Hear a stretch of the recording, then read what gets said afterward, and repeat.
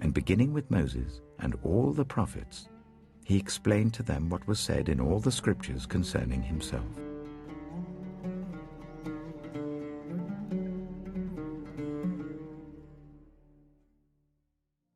Shalom, children.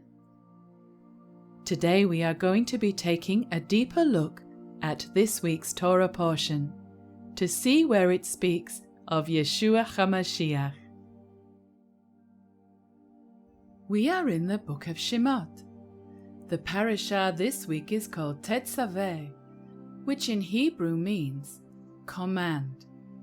Today we are going to be learning about light, oil, and priestly garments, and how they all point to Yeshua as being our Kohen Gadol, providing oil for the menorah and bringing light into the world. But first, let's hear a summary of the parashat.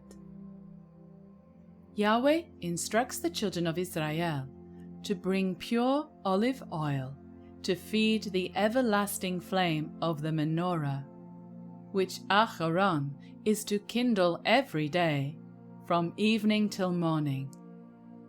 He then gives instructions for the priestly garments, which are to be worn by the Kohanim whilst serving in the sanctuary. The garments of the Kohen Gadol, that is, the high priest, are described in detail. There is the ephod, which is an apron-like garment colored blue, purple and red, with gold thread. The Hoshen, a breastplate containing 12 precious stones, inscribed with the names of the 12 tribes of Israel. A tunic of blue wool, with gold bells and decorative pomegranates on its hem, and a gold plate which is to be worn on the forehead, bearing the inscription, "Set apart to Yahweh."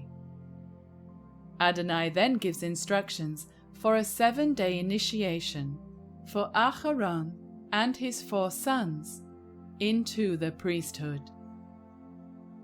The parashah ends with details for the making of the golden altar, upon which the incense will be burned.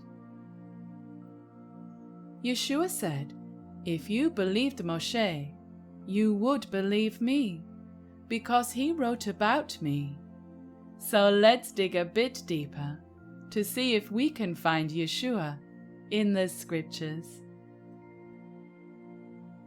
Have you ever stepped into a dark room and not been able to find a light switch? Those few moments can be a bit scary. When the high priest entered into the set-apart place, he wouldn't have been able to find any light switch at all. You see, the only source of light was the menorah, and so it had to be kept burning day and night. Children, do you know what was put into the cups of this menorah in order for it to burn and so light up the room? Well, Adonai said, "Command the children of Israel that they bring you pure oil of pressed olives for the light, to cause the lamp to burn continually." Pure in Hebrew is zak, which means pure, clean, or righteous. So we could say it is righteousness that brings light to the darkness. Yeshua taught his followers, "Let your light so shine before men that they may see your good works and glorify your Father in heaven."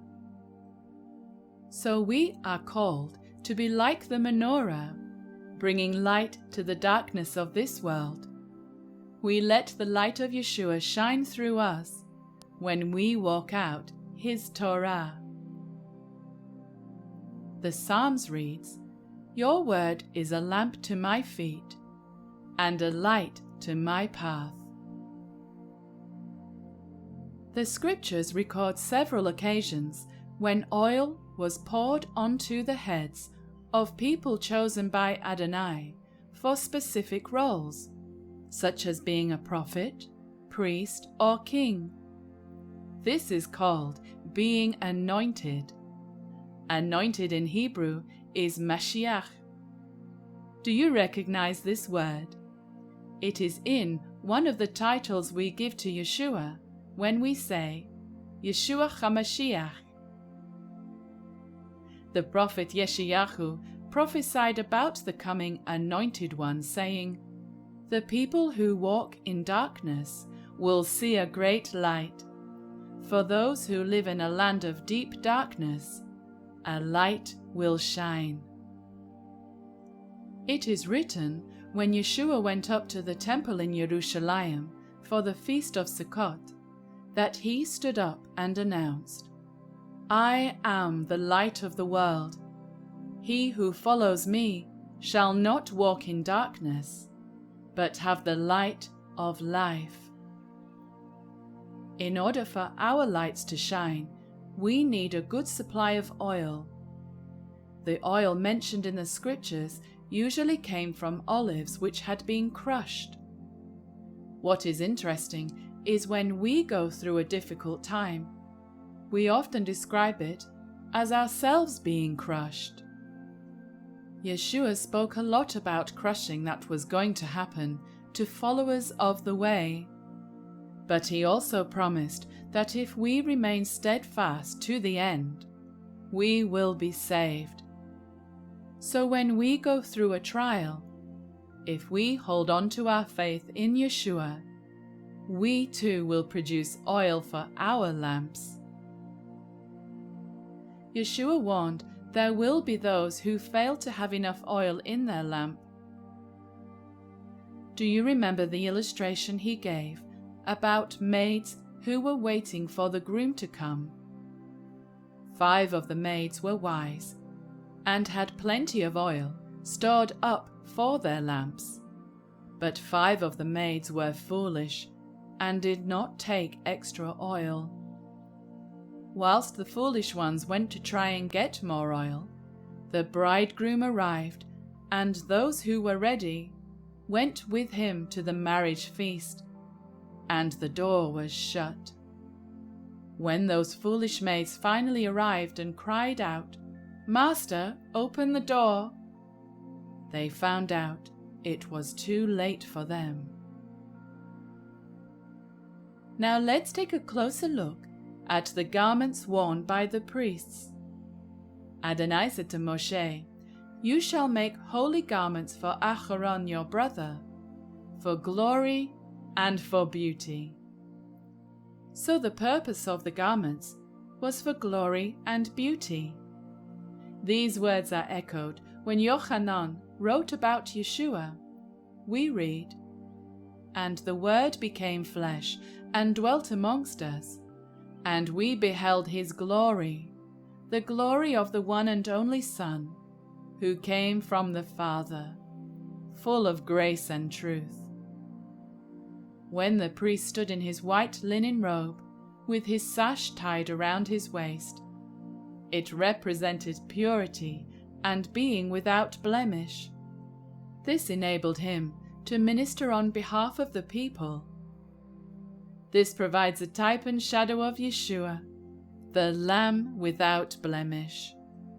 Shaul wrote, "For Adonai made Mashiach, who never sinned, to be the offering for our sin, so that we could be made right with Yahweh through Mashiach."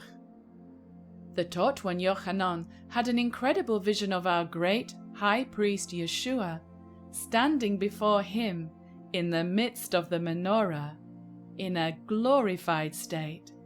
He wrote, "Then I turned to see the voice that spoke with me, and I saw 7 golden lampstands, and in the midst of the 7 lampstands, one like the Son of Man, clothed with a garment down to the feet, and girded about the chest with a golden band."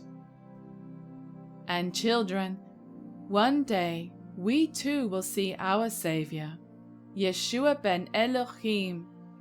He will be glorified when he returns for his people.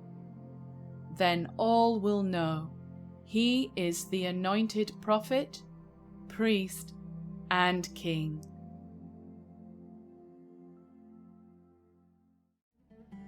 Well, children, that is the end of our study for today. So we will see you next time, when we search the scriptures together. Shalom.